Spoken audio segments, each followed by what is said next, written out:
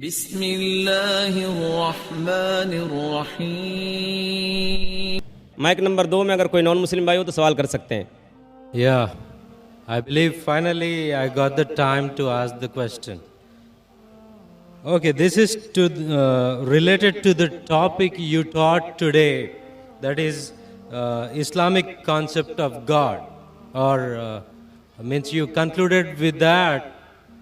My question is, you used Surah chapter 112, and you said that it is the acid test for any religion or any concept which has to go through it. Now, in this Surah chapter 112, in verse 1, it says, Khulu Allahu Ahad. Now, as I was doing research on this word Ahad, it doesn't mean only one. It means one of. Because the same word was used in different verses in the Quran to say one of, not only one. For example, in Surah chapter 2, verse 136, it says, any one of Ahadin. Surah chapter 2, verse 285, it says, any one of Ahadin, any one of his messengers, any one of was translated from the Arabic word Ahadin. Yeah, my question is that it is a deliberate mistranslation. And second question is, Brother, one question at a time because time is limited. Please may I know your name? Peter. Peter भाई ने माशाल्लाह अच्छा सवाल पूछा है और मुझे खुशी है कि आप कुरान पढ़ रहे हैं। मुझे कोई गिला शिकवा नहीं, भले आप कुरान में गलतियां निकालने के लिए पढ़िए, मैं बहुत खुश हूँ। आप कुरान पढ़ेंगे तो ही पता लगेगा कुरान कितनी पाक किताब है। भाई साहब का सवाल था जो सूरह इखलास सूरा नंबर 112 जो मैंने बयान किया, लिटमस टेस्ट फॉर थियोलॉजी, उसकी पहली आयत है कुल हुवल्लाहु अहद, कहो कि अल्लाह एक है। ये कहते हैं अहद की मानी एक नहीं है, अहद की मानी है वन ऑफ देम।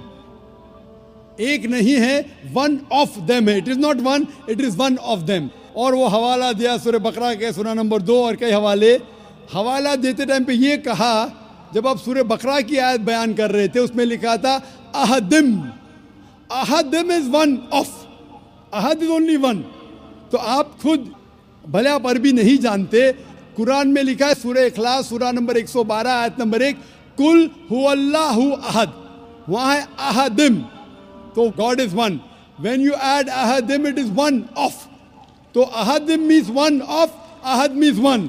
तो आप खुद जानते हैं कि दोनों अल्फाज, द फर्स्ट सूरह इखलास चैप्टर 112 वर्स नंबर 1 सेज कुल हुवल्लाहु अहद, say there is Allah one and only, कि अल्लाह सुब्हाना व तआला एक है।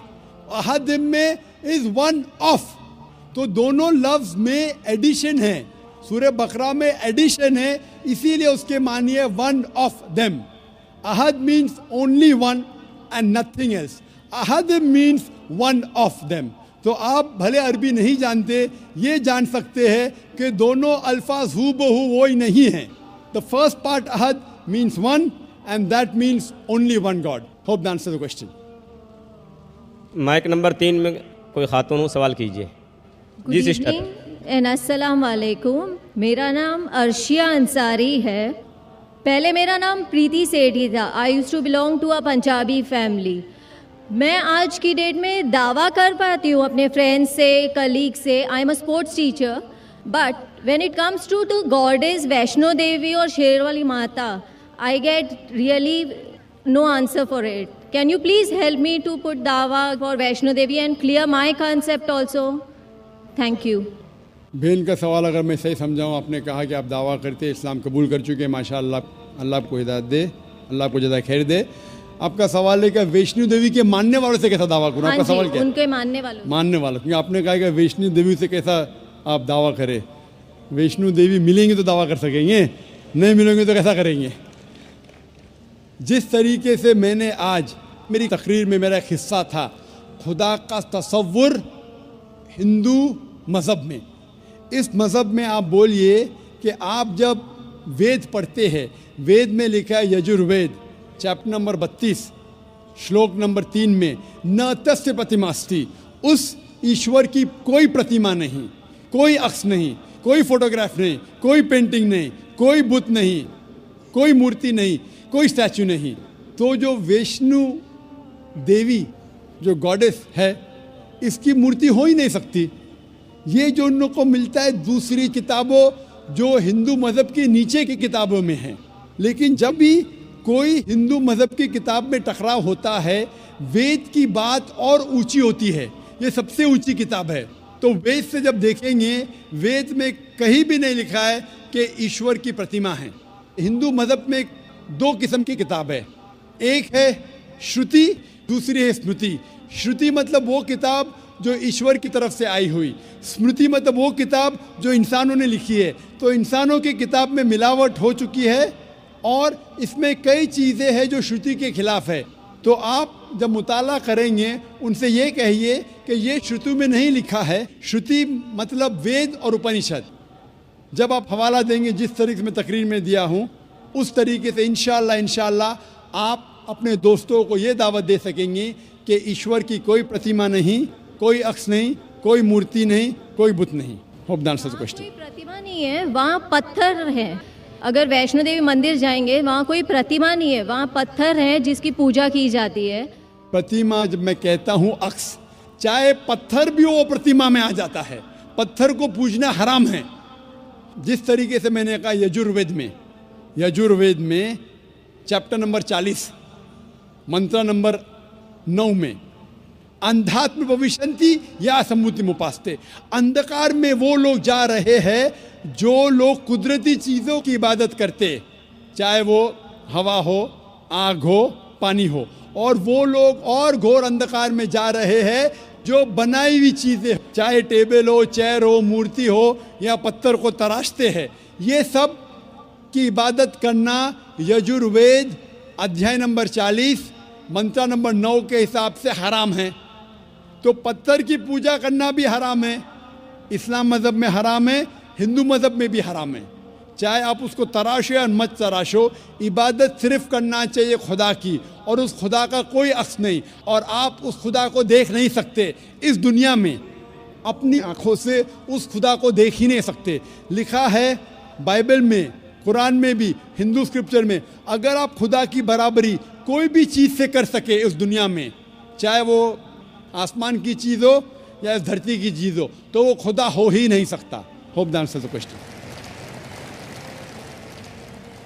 माइक नंबर 1 से अगर कोई भाई हो सवाल करना चाहते हो तो कर सकते हैं। नमस्कार जाकिर साहब, मैं एक हिंदू हूँ और टीचर भी।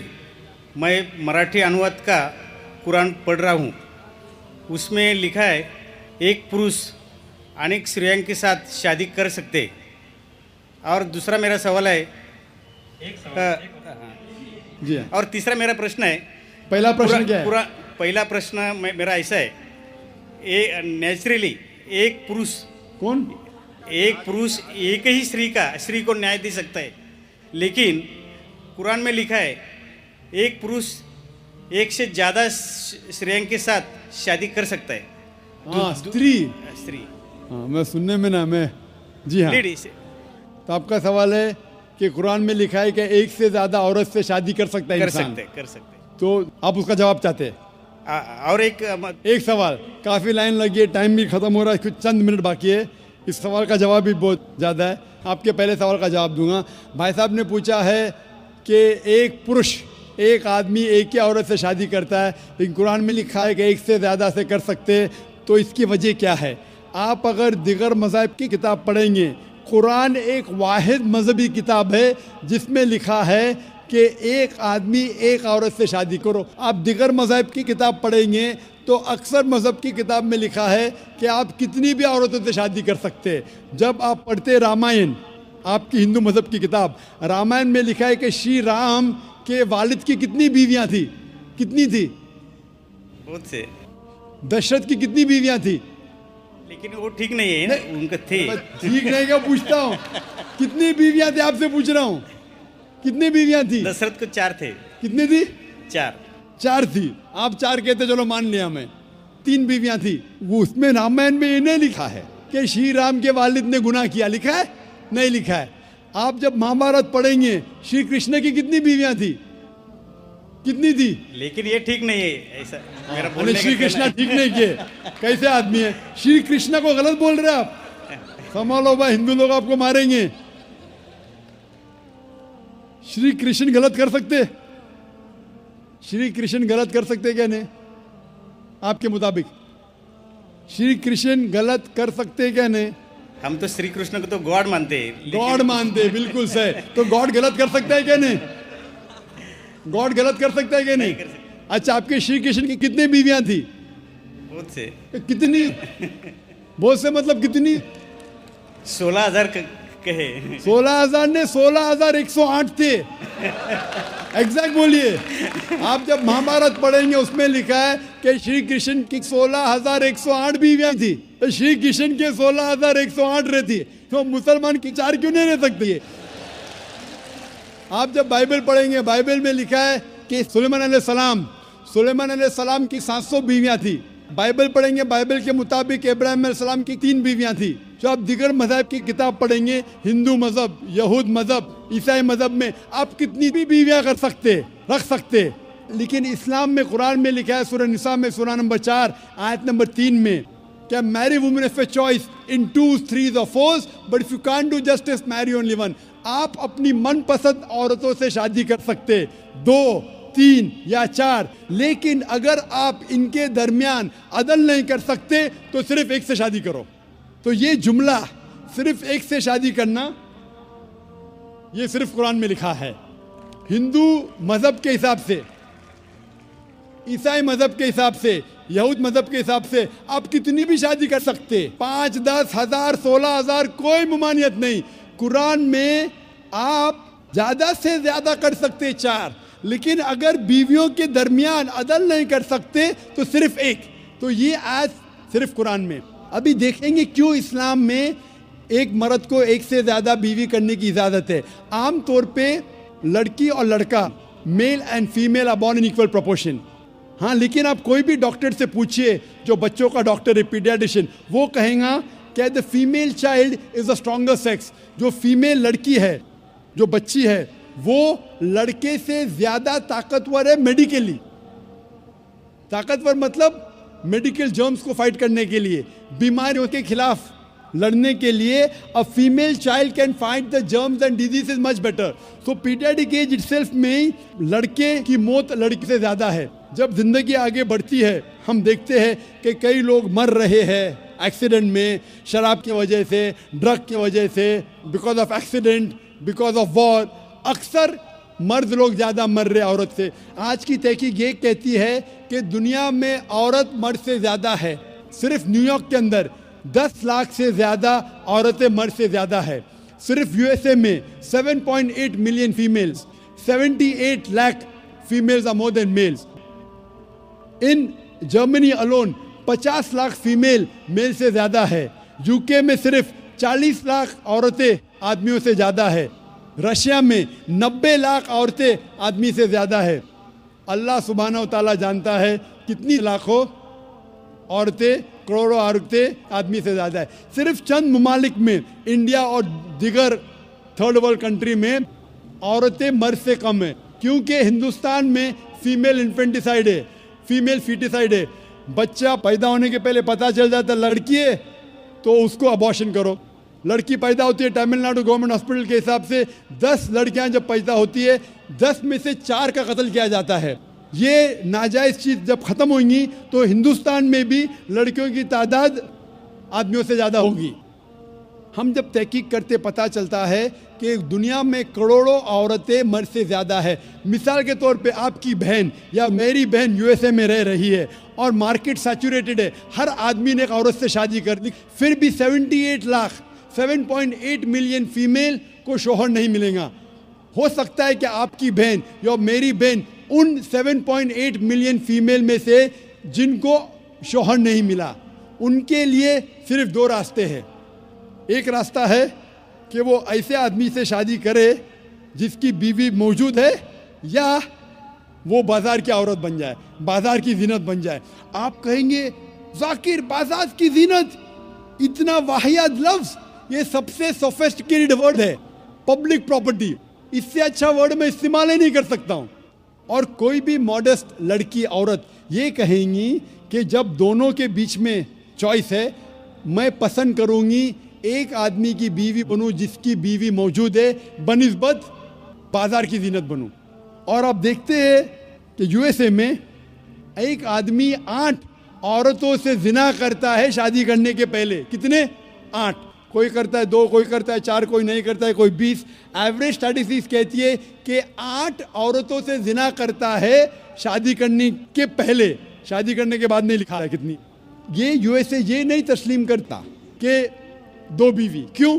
इस्लाम में जब एक औरत एक आदमी की बीवी बनती है जिसकी बीवी है, दूसरी बीवी बनने के बावजूद उस औरत को इज्जत मिलती है, उसकी आबरू रहती है, उसको सारे अपने हुकूक मिलते हैं। जब बाजार या औरत को, बाजार की जीनत की औरत को अपने हुकूक नहीं मिलते, उसकी इज्जत नहीं रहती, उसकी आबरू नहीं रहती। इसीलिए इस्लाम में कुछ आदमियों को एक से ज़्यादा बीवी करने की इजाज़त है ताकि औरतों की इज्जत इस दुनिया में बरकरार रहे। Hope that answers the question.